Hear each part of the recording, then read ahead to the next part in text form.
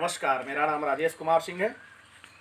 आज मैं इतिहास का एक पार्ट, प्राचीन इतिहास के महान वंश मौर्य वंश के बारे में आपको बताऊंगा, विस्तृत से बताऊंगा। मौर्य वंश के संस्थापक चंद्रगुप्त मौर्य, इनके आखिरी शासक बृहदत्त थे। चंद्रगुप्त मौर्य के बारे में प्रारंभिक जानकारियां अनेक ग्रंथों से मिलती हैं, जैसे विशाखदत्त की मुद्रा राक्षस, कथा सरित सागर, मेगस्थनीज की इंडिका, इनके गुरु चाणक्य की अर्थशास्त्र। चंद्रगुप्त मौर्य के बारे में, इनके जाति के बारे में अनेक विद्वानों ने अपना अलग अलग मत प्रस्तुत किया है।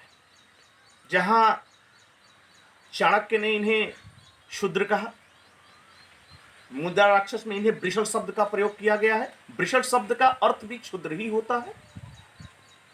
जैन एवं बौद्ध ग्रंथों में चंद्रगुप्त मौर्य को क्षत्रिय कहा गया है। स्पूनर महोदय जो विदेशी इतिहासकार थे, इन्होंने इन्हें पारसी कहा। चंद्रगुप्त मौर्य का चंद्रगुप्त नाम रुद्रदामन के जूनागढ़ अभिलेख से मिलता है। चंद्रगुप्त का यूनानी ग्रंथों में दो नाम मिलते हैं, सेंड्रोकोट्टस और एंड्रोकोट्टस। सेंड्रोकोट्टस जस्टिन और स्ट्रेबो ने दिया था, और एरियन और प्लूटार्क ने इन्हें एंड्रोकोट्टस की उपाधि दिया था। चूंकि सबसे पहले सेंड्रोकोट्टस की उपाधि विलियम जोन्स ने दिया था।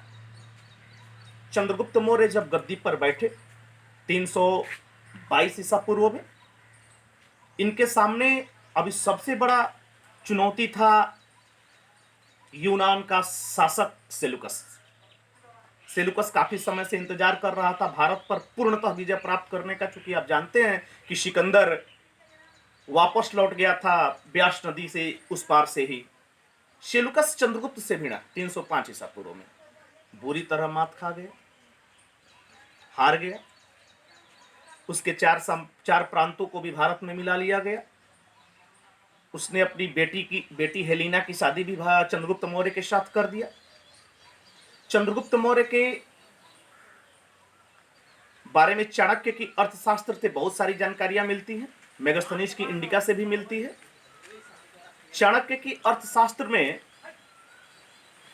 बहुत सारी चीजों का वर्णन है। अर्थशास्त्र चाणक्य जो चंद्रगुप्त मौर्य के प्रधानमंत्री थे, इन्होंने कहा कि चंद्रगुप्त मौर्य और एरियन, जस्टिन, प्लूटार्क जैसे कई इतिहासकारों ने इसके बारे में कहा है कि चंद्रगुप्त मौर्य एक साम्राज्यवादी सोच के शासक थे, क्योंकि उदार भी थे, दयालु भी थे। कई ऐसे प्रमाण मिलते हैं, जैन इतिहासकार भी बताते हैं। इनके जैनी गुरु भद्रबाहु थे, इनके बारे में अच्छा खासा वर्णन मिलता है जैन ग्रंथों से, बौद्ध ग्रंथों से भी मिलता है। चंद्रगुप्त मौर्य 6 लाख सैनिक लेकर संपूर्ण भारत को रौंद दिए थे। चंद्रगुप्त मौर्य का साम्राज्य विस्तार जो था, पश्चिम में अफगानिस्तान की सीमा से आगे तक की, और पूर्व में बंगाल तक। बंगाल को उस समय महास्थान कहा जाता था, और दक्षिण में कर्नाटक में लेकर उत्तर में बलूचिस्तान तक था इनका साम्राज्य। जय हिंद। आज के लिए इतना ही। अगर आपको मेरा वीडियो पसंद आए तो इसे लाइक और शेयर जरूर करें।